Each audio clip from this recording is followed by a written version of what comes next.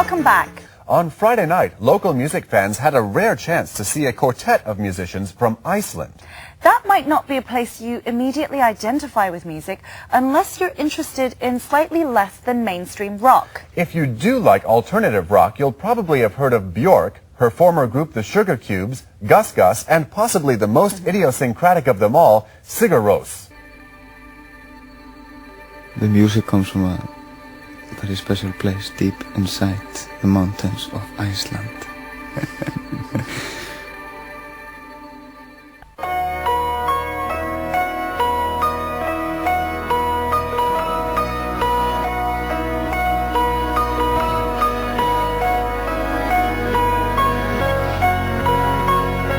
The Icelandic rock group Sigur was named after the little sister of lead singer Jónsi.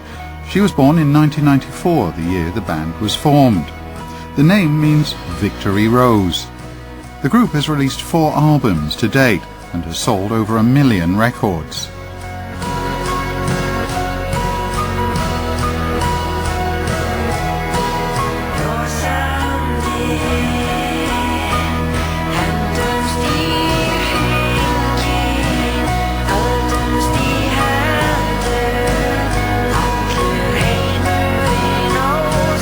The music defies easy categorization. To some, it's just weird. Others describe it as experimental classical rock. It's been called a sweet stick of ethereal pop rock and the sound of God weeping tears of gold in heaven. It's probably the most difficult question you could probably ask us. We don't really describe our music. But yeah, probably if somebody walked up to us on the street and asked us what do you play, and we want to keep it simple and just answer, we'd say rock and roll.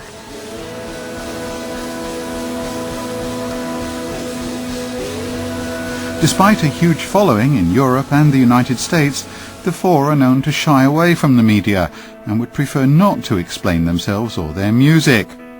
Lead singer Jónsi and keyboard player Kjartan don't like to do on-camera interviews. Last Friday, the group was in town for a one-night concert after a sell-out tour in Japan. Bass guitarist George and drummer Ari did agree to talk. Artists from Iceland like Björk and you guys are kind of weird. Why are you guys What weird?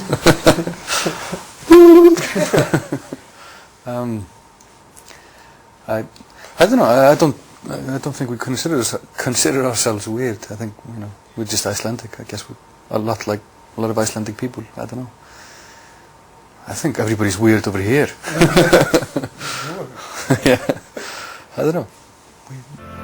The musicians say they take inspiration from the striking landscape of their homeland and the people around them. Probably the same things that makes us who we are. Just like, just living, kind of. And we all really have this urge to make music. That's, so much fun for us and so important for us. And it's just, it's just different things. Like if you get a new instrument, start playing with that instrument and all of a sudden there's a song. Just whatever, really. Friends. The group records in its own studio, a converted swimming pool.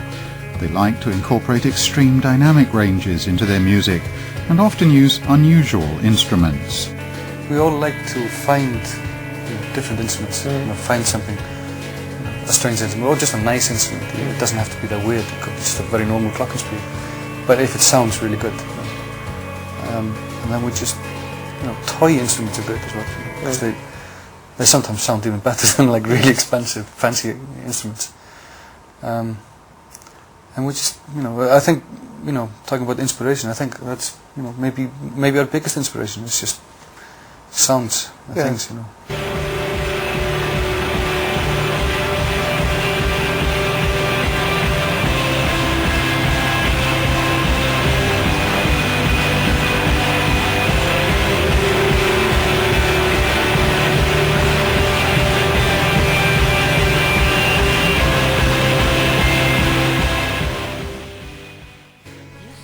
Lead singer Jónsi plays his guitar with a cello bow and sometimes sings along. Apart from singing in Icelandic, he's devised a special language.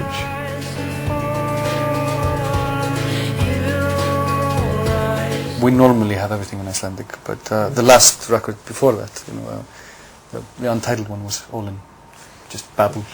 Blah, It's, blah, you blah. know, it isn't like a created language with a dictionary. It's more like just it's the language of the soul. No, it's just you know. Using the voice like an instrument. You know. Yeah. The reason why it's called Hoplanding, it was sort of a joke. It was just an inside joke between us in a way. We were recording our first record, which is called Hope or Von in Icelandic. It was the only track on that record where Jónsi wasn't singing any real lyrics, because it was just written on the spot and recorded on the spot. It wasn't nothing planned or anything. It was just like a freak thing, and we just kept it like that. We didn't want to write lyrics and stuff. That's probably our, you know, the big surprise. Yeah.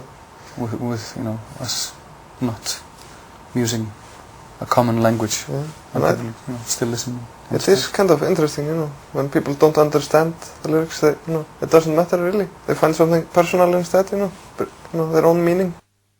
There is nothing genius about what we do. It's just, or you know, there's nothing clever about Sigur, really. How we write the songs is just mucking about, really. It's all very what's the word for it?